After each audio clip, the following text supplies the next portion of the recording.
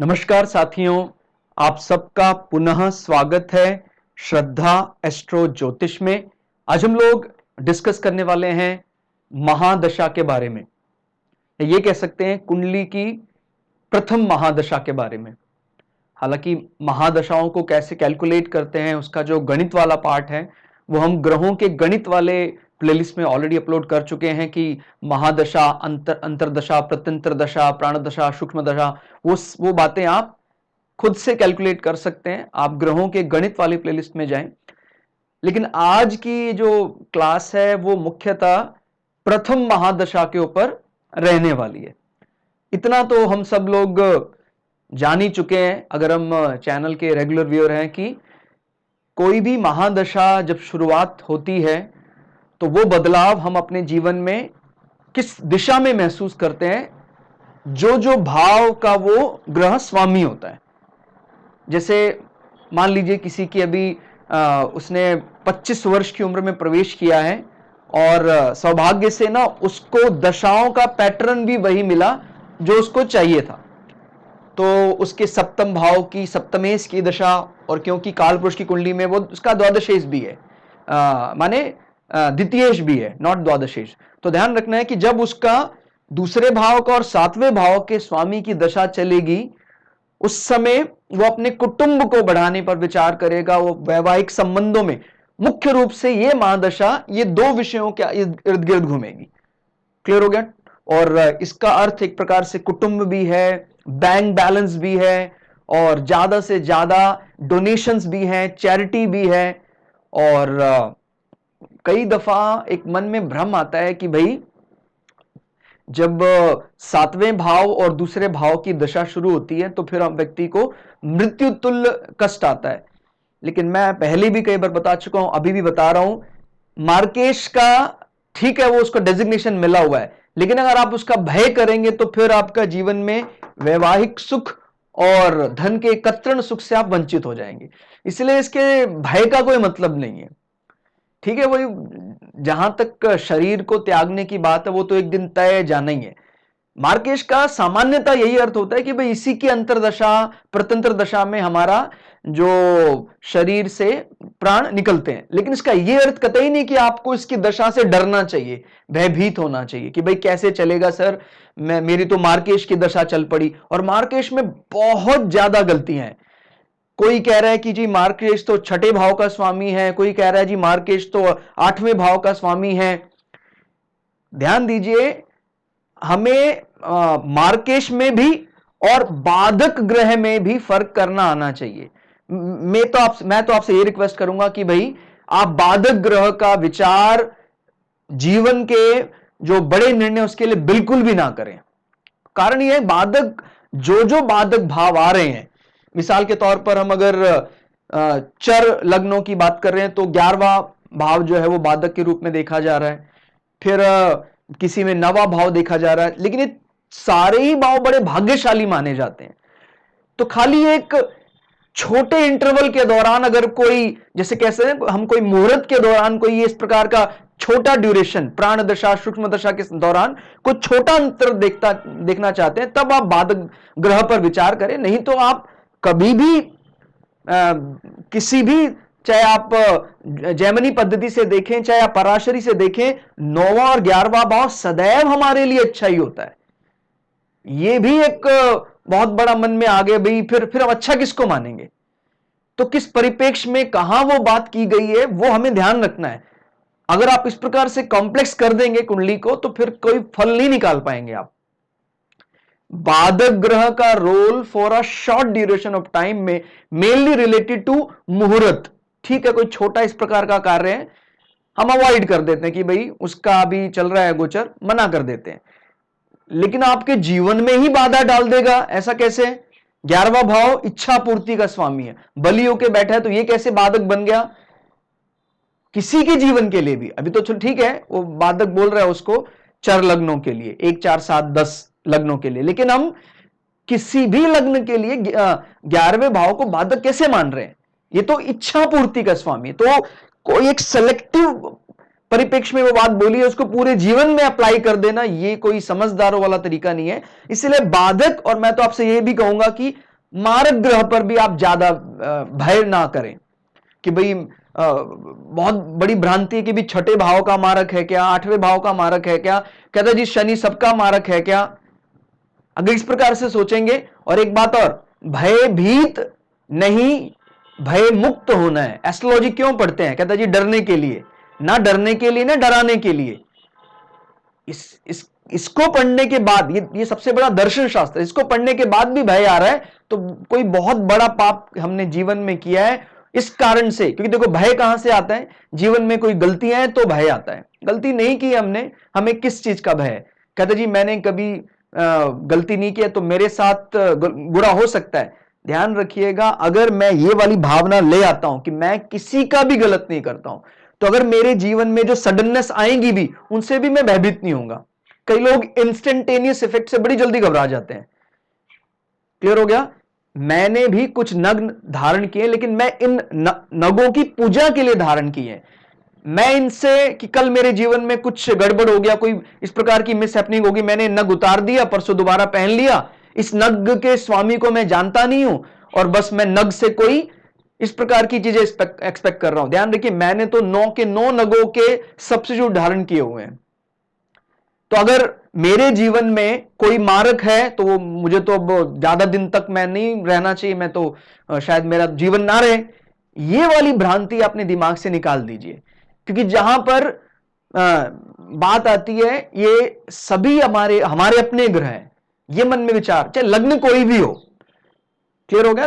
वो एक दृष्टि अध्ययन की, हम एज कंपैरेटिव उसको ज्यादा इंपॉर्टेंस दे रहे हैं। लेकिन ये नहीं कि भाई आपका मेष लग्न हो गया तो शनि तो आपके लिए खत्म हो गया, शनि की कोई इंपॉर्टेंस नहीं, क्योंकि उसका लग्नेश के साथ 36 का आंकड़ा लग्नेश के साथ है, हमारे साथ कोई वो नहीं। और ये भी ध्यान रखना है, मंगल शनि को शत्रु नहीं मानता है। मंगल इनफैक्ट सबसे ज्यादा एंजॉय करता है मकर राशि में।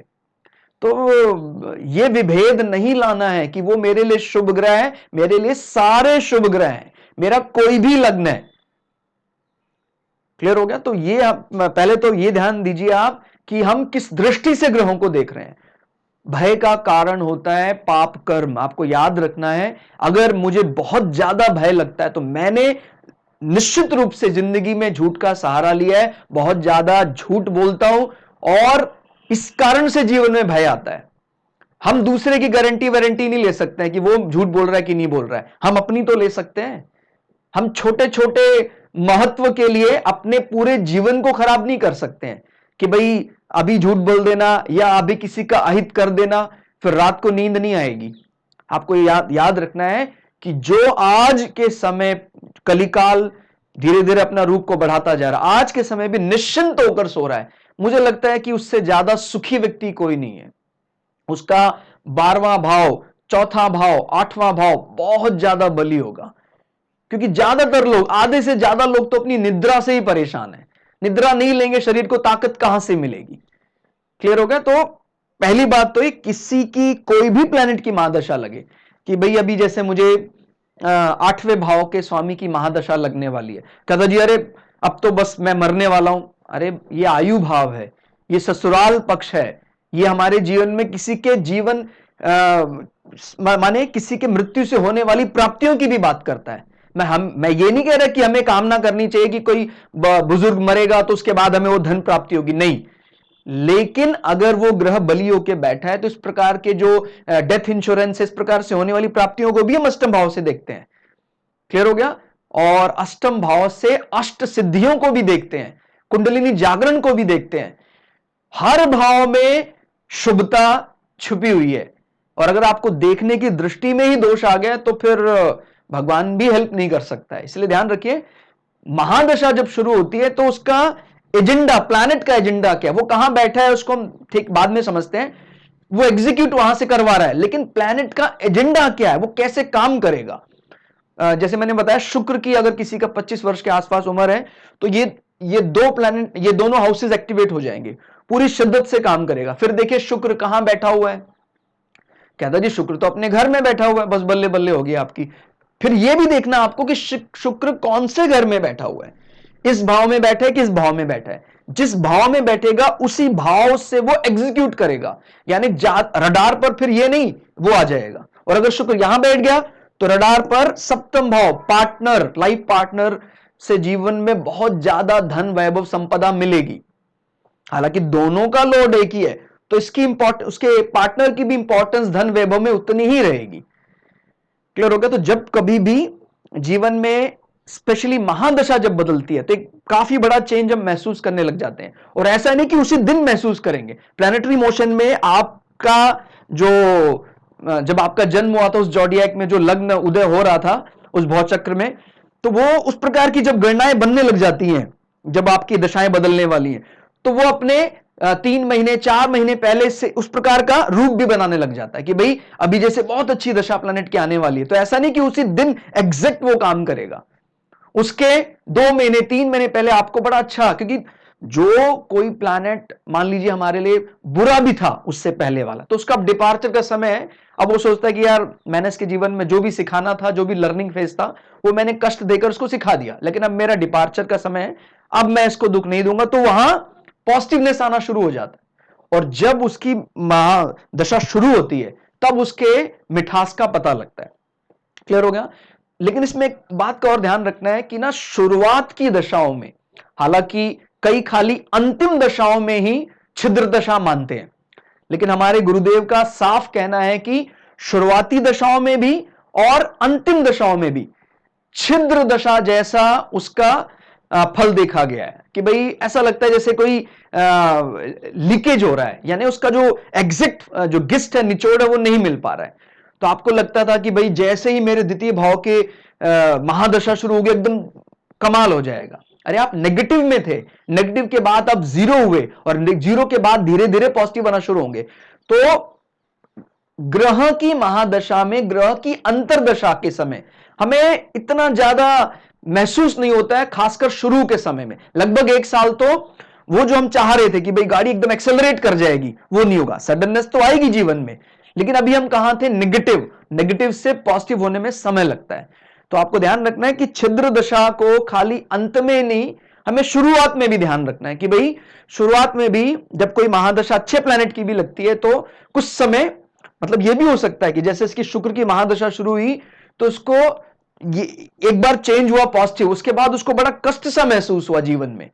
यानी जैसे कि मैं अपने लिए कोई गलत निर्णय ले सकता हूं, मैं, क्योंकि ये जैसे मार्केश का भी काम करेगा अपने लिए गलत निर्णय लेना, लेकिन क्योंकि वो दशा द्वितीय भाव धन भाव का भी काम करेगी और विवाह भी कराएगी। तो इस चीज से भी आपको 2-4 होना पड़ेगा कि मन में एक प्रकार का डिप्रेशन का फेज भी आएगा, और वो लगभग 1-1.5 साल के बाद जब दशा एक्सेलरेट करेगी तब उसका सही मिठास, सही चार्म मिलना शुरू हो जाएगा।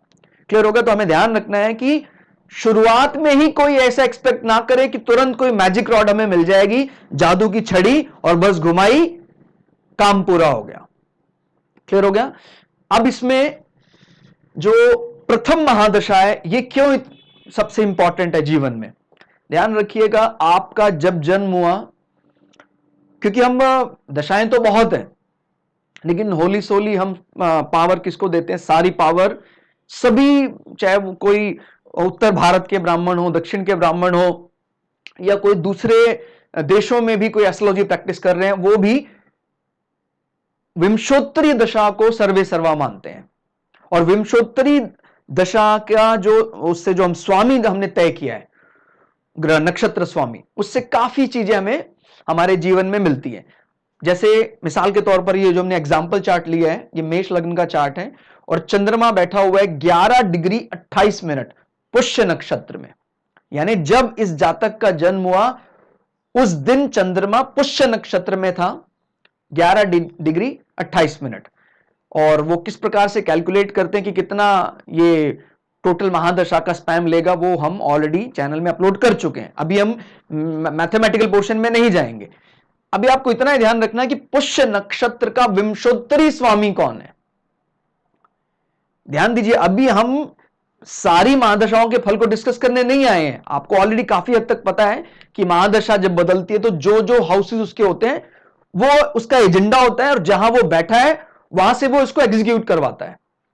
क्लियर हो गया भाई? जैसे हो सकता है डिफेंस मिनिस्टर, तो डिफेंस मिनिस्टर का वो डेजिग्नेशन है। अब उसको हमने कह दिया भाई सर आप डिफेंस मिनिस्टर हैं, आप कुछ दिन के लिए आप पीएमओ में बैठे, पीएम ऑफिस बैठे, तो एग्जीक्यूट वो पीएम ऑफिस से करवा रहा है, लेकिन है वो डिफेंस मिनिस्टर। तो ऐसे याद रखना है कि वो कौन कौन से हाउसेस का लॉर्ड है वो एग्जीक्यूट करेगा। कहां से करेगा? जहां वो बैठा हुआ है। तो जैसे शनि इस नक्षत्र का विंशोत्तरी स्वामी है, ध्यान रखना है, इस नक्षत्र का विंशोत्तरी स्वामी, नक्षत्र का देवता नहीं है। यह भी एक बहुत बड़ी गड़बड़ है, हम सबको मिक्स कर देते हैं। नक्षत्र का देवता अलग है, नक्षत्र का विंशोत्तरी स्वामी अलग है।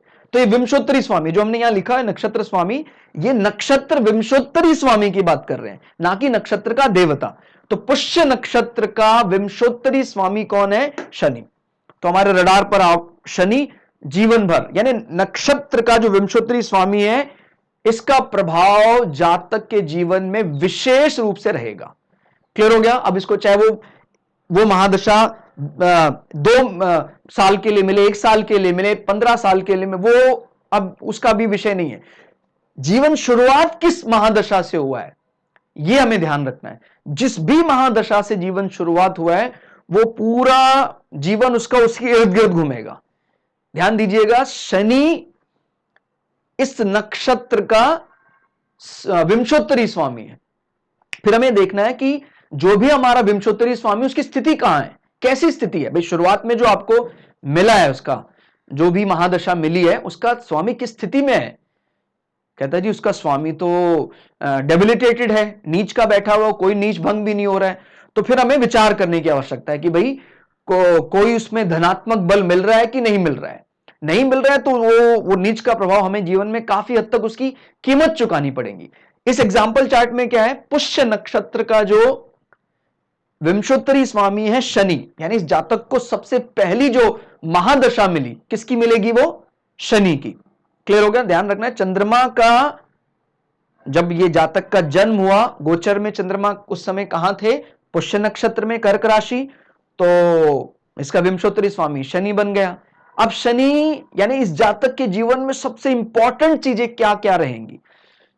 ये दोनों चीजें, यानी ये हमेशा ही अपने कर्म को, कर्म प्रधान जीवन, कभी भी खाली नहीं बैठ सकता है, सदैव काम में लगे रहना, ये कार्य। और दूसरा, क्योंकि चंद्रमा हमारे मन को बताता है, ठीक है कर्क राशि में बैठा है वो, बट कर्क के भी पर्टिकुलर कौन से सेक्शन में बैठा है? कहते जी कर्क के पुष्य नक्षत्र में बैठा हुआ है वो। तो पुष्य नक्षत्र का विंशोत्तरी स्वामी कौन है? शनि। और शनि का इस कुंडली में उसको क्या डेजिग्नेशन मिला हुआ है? कहता जी उसको हमने जॉब, वैसे तो उसका यही काम है उसका, मेष लग्न के लिए ये फायदा है कि कहीं और रेफरेंस लेने की जरूरत नहीं है हमें। उसका डेजिग्नेशन ही है कि श्रम और रोजगार मंत्रालय का स्वामी ही शनि है। हम सब लोग लेबर करने की बात करते हैं, शरीर से जो अच्छा लेबर करने वाला है वो शनि है। उसको बिल्कुल भी आलस से प्रमाद नहीं सताता अगर शनि कुंडली का बली है। क्लियर हो गया? तो अब इसका नक्षत्र स्वामी शनि है और वो उच्च का होकर बैठा हुआ है सप्तम भाव में। क्लियर हो गया? सप्तम भाव में बहुत बली हो जाता है वो। वही मैं बोल रहा हूं, इसको कहीं रेफरेंस लेने की जरूरत नहीं, क्योंकि ये खुद ही मेष लग्न है वो, क्योंकि यहीं पर शनि उच्च का होता है और ये मेष लग्न ही है। तो एक बहुत बड़ी प्लस पॉइंट मेष लग्न को मिल जाती है कि जो प्री इमेज और इमेज है वो एक ही हो जाती है, हमें कहीं से रेफरेंस लेने की जरूरत नहीं। जैसे मिसाल के तौर पर बृहस्पति यहां उच्च का होता है, तो किसी और लग्न के लिए बृहस्पति वहां बैठता है, बल तो निश्चित रूप से मिलता है, लेकिन मेष लग्न में जब चतुर्थ भाव में बृहस्पति बैठता है तो प्री इमेज और इमेज एक ही हो जाती है। तो ये एक विशेष अतिरिक्त फायदा मिल जाता है। तो ये पॉइंट मैंने लिखे हैं, आप इनके जरिए भी ये विचार कर सकते हैं। जीवन की प्रथम महादशा नक्षत्रवत होती है, नक्षत्र के अनुसार होती है, इसलिए पहली जो महादशा का हमेशा आपको ध्यान रखना है कि इस जातक को पहली महादशा किसकी मिली है। आइदर आप ये इस प्रकार से विचार कर लें, या उसका नक्षत्र विंशोत्तरी स्वामी कौन है। विंशोत्तरी का शाब्दिक अर्थ होता है 120 वर्ष। हालांकि बहुत अलग अलग दशाएं हैं, कोई नारायणी दशा देख रहा है, योगिनी दशा देख रहा है, अलग अलग, लेकिन हर प्रकार हर जगह कौन सी दशा लग सकती है, सभी जातकों पर लग सकती है विंशोत्तरी दशा, और इससे करीब करीब सटीक अनुमान हम लगाते हैं।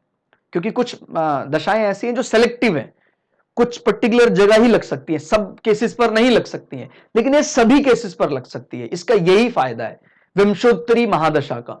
और विंशोत्तरी महादशा ही आप देख रहे हैं, नक्षत्र का स्वामी भी विंशोत्तरी महादशा के जरिए ही तय हो रहा है। तो आप इसकी पावर को सदैव नंबर 1 ही आंकेंगे, इस महादशा की पावर को। क्लियर हो गया? तो ये नक्षत्रवत होता है, जीवन की प्रथम महादशा नक्षत्र के अनुसार होती है, इसलिए पूरे जीवन उसका असर आपके जीवन में रहेगा। चंद्रमा नक्षत्र स्वामी का संबंध, अगर चंद्रमा और नक्षत्र स्वामी का संबंध आ जाता है तो फिर ये चार्ट बहुत बली हो जाता। देखते हैं ये बैठा हुआ है, चंद्रमा से केंद्र में बैठ रहा है, और इसमें कोई और संबंध आपको दिखाई दे रहा हो तो शनि अपनी 10वीं दृष्टि से चंद्रमा को देख भी रहा है। 1 2 3 4 5 6 7 8 9 10, चंद्रमा 10वीं दृष्टि से देख भी रहा है। तो हम ये भी समझ सकते हैं, कहीं अगर, अभी तो हमने सारे प्लैनेट नहीं बिठाए हैं, कहीं यहां पर अगर लग्नेश का भी संबंध बन जाए इस प्रकार से, तो ये और ज्यादा बली हो जाएगा। यानी चंद्रमा का संबंध भी आ गया, लग्नेश का भी संबंध इनके साथ आ गया। देख रहे हैं आप, लग्न पे तो वो देख ही रहा है शनि अपनी 7वीं दृष्टि से। तो ये जीवन में देखिए, जो पहली दशा हमें मिली है उसके जो हाउसेज हैं, उस प्लैनेट के जो कुंडली में हाउसेज हैं, उसको जातक सबसे ज्यादा इंपॉर्टेंस देगा, इसमें कोई दो राय नहीं है। सदैव कार्य में लगा रहेगा। अगर शनि जैसा प्लैनेट पहली विंशोत्तरी दशा दे रहा है तो शनि अनुसार कार्य करने वाला, शुक्र दे रहा है तो शुक्र का अर्थ क्या होता है? आदमी, एक तो प्लैनेट का खुद का कारकत्व है, एक वो जो हाउस का मालिक है उसका खुद वो कारकत्व है। तो शुक्र का लग्जरी में रहना और प्रेम प्रसंग लिप्त, ये प्रकार उसका, तो उसका ये तो रहेगा ही कारकत्व। साथ साथ उसको कुंडली में कौन कौन से हाउसेस की लॉर्डशिप मिली है उसके इर्द गिर्द भी उसका जीवन घूमेगा। और विंशोत्तरी स्वामी यानी पहला जो आपको महादशा में, उसका स्वामी बैठा कहां है? 7वें भाव में उच्च होकर बैठा है। यानी इसकी जो पदोन्नति कह लीजिए आप, इसके जीवन में बड़ी ऊंचाइयां विवाह के बाद होगी। इसको हम ऐसे भी समझ सकते हैं कि अगर हम भावम पर विचार करें कि दशम भाव का स्वामी अपने से दशम होकर बैठ गया, उच्च का होकर। क्लियर हो गया? दशम भाव का स्वामी अपने से दशम होकर उच्च का होकर बैठ गया पति या पत्नी के हाउस में। Again it is very good. Clear? तो हमें यह भी ध्यान रखना है कि विंशोत्तरी स्वामी या कहें पहली महादशा का स्वामी किस स्थिति में है, क्या वो कमजोर है, क्या वो मजबूत है, क्या वो चंद्रमा को शत्रु मानता है, क्या चंद्रमा को मित्र मानता है, क्या वो न्यूट्रल है, चंद्रमा को दृष्टि लगा रहा है, ये सारे विषय में विचार करने हैं। फिर नक्षत्र स्वामी के भाव, तो नक्षत्र स्वामी के भाव कौन से हैं? 10वां भाव और 11वां भाव। क्लियर हो गया? 11वां भाव क्या बताता है? मित्र मंडली, दोस्त।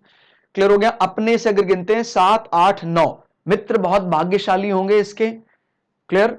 और जीवन में, क्योंकि 11वें भाव से हम नेटवर्किंग भी देखते हैं, पूरा पूरा सहयोग मित्रों का मिलेगा जीवन में। और 11वां भाव कहीं ना कहीं पिता के भाइयों को भी बताता है, तो पिता के भाइयों से भी जातक को पूरा सपोर्ट मिलेगा, बड़े ऊंचे दर्जे के होंगे। क्लियर? तो ये दोनों हाउसेस पहली महादशा में तय हो, यानी जीवन में जब उसका जन्म हुआ जातक का, तो हालांकि अभी जातक को इसकी ज्यादा इंपॉर्टेंस नहीं मालूम है, वो बालक है, एक छोटा बच्चा है, लेकिन 10वें और 11वें भाव के लिए काम जारी हो गया। यानी हम ये कह सकते हैं जब बच्चे का जन्म हुआ है, ये पिता का धन भाव भी कहलाता है 10वां भाव, और ये पिता का पराक्रम भी कहलाता है 11वां भाव। तो हम ये कह सकते हैं कि पिता ने खूब यात्राएं करी, क्योंकि पिता से अगर गिनते हैं 1 2 3, इस बच्चे के जन्म होने के बाद पिता ने खूब यात्राएं करी। क्लियर? कभी यहां कभी वहां, क्योंकि ये यात्रा भी है, छोटी छोटी यात्राएं बहुत करी। और ये पिता का धन भाव भी एक्टिव हो रहा है, क्योंकि जातक का विंशोत्तरी स्वामी उच्च का होकर 7वें भाव में बैठा हुआ है। तो ये हमने यहां से देख लिया, यानी बहुत बड़ी चार्ट हो गया। फिर हमें और क्या देखना है? नक्षत्र स्वामी का कुंडली बल क्या है। क्लियर हो गया भाई? एक तो हमने ये देख लिया, अभी जो जो भाव है उसके लिए वो काम करेगा। फिर उसका कुंडली बल, कुंडली में निश्चित रूप से इससे ज्यादा अच्छी स्थिति शनि को नहीं मिल सकती है। भाई उच्च का होकर सप्तम भाव में बैठा हुआ है, अपने घर से भी ज्यादा आनंद लेता है ये तुला राशि का, एक्साइटेड मूड में बैठा हुआ है। और यहां से वो लग्न को देख रहा है, यहां से वो भाग्य स्थान को देख रहा है, यहां से वो चंद्रमा को देख रहा है, आपके घर को देख रहा है। तो कर्मठ है, इसमें कोई दो राय नहीं है, क्योंकि शनि का खुद का स्वभाव है कर्तव्य परायण, प्रजातंत्र की बात करने वाला। तो ये जातक भी, क्योंकि प्रजातंत्र का जो कारक ग्रह है वो देख रहा है चतुर्थ भाव, हमारी मातृभूमि की बात करता है, तो जातक सदैव मिलजुल कर चलने वाला, क्लियर होगा, अपनी 10वीं दृष्टि से, चाहे वो ग्रुप डी कर्मचारी हो, सी हो, बी हो, ए हो, सभी से मिलाकर चलने वाला जातक का स्वभाव। नक्षत्र स्वामी की दृष्टियां, क्लियर हो गया, और नक्षत्र स्वामी का लग्न पर प्रभाव।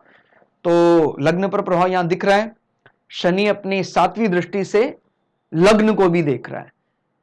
तो जितना ज्यादा पहली दशा या महादशा का स्वामी अटैच होता है लग्नेश के साथ, लग्न के साथ, चंद्रमा के साथ, चंद्रमा राशि के साथ, उतना ज्यादा बल उसका बढ़ जाता है, क्लियर हो गया। तो अभी तो चंद्रमा की राशि वो कर्क में बैठा हुआ है, खुद का घर है इसका, लेकिन मान लीजिए चंद्रमा कहीं यहां बैठा होता, यहां बैठा होता, तो फिर हम इस राशि के स्वामी के साथ भी नक्षत्र स्वामी का बल टटोलते, क्या दोनों की फ्रेंडशिप है कि दोनों एनिमी है, ये बात हम विचार करते।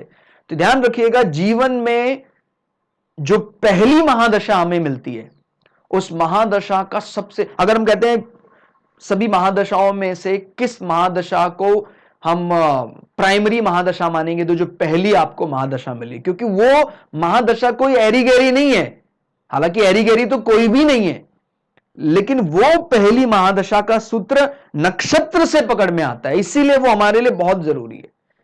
अगर उसमें कहीं कमजोरी है तो इसका मतलब हमारा जन्म नक्षत्र कमजोर पड़ रहा है, हमारे जन्म नक्षत्र का स्वामी कमजोर पड़ रहा है। तो इसी पहली महादशा के दम पर हम जातक के जीवन का पूरा स्लॉट तय कर सकते हैं। एक बात और ध्यान रखिएगा, जैसे कहता जी सर आपने कहा था कि शुरुआत अच्छी तो जीवन अच्छा, मैंने ये नहीं कहा है, ये भी आप इसको रेक्टिफाई कर दीजिए। मैंने बोला है पहली महादशा अगर फेवरेबल है, जैसे मान लीजिए किसी का जन्म हुआ और जन्म उसका जब हुआ लगभग 3-4 महीने तक उसके महादशा का वो एंड था, वो एकदम उसको 3-4 महीने उसको महादशा मिली स्टार्टिंग वाली, क्योंकि वो लगभग खत्म हो गया था, तो 3-4 महीने उस महादशा में रहा, वो बहुत फेवरेबल थी।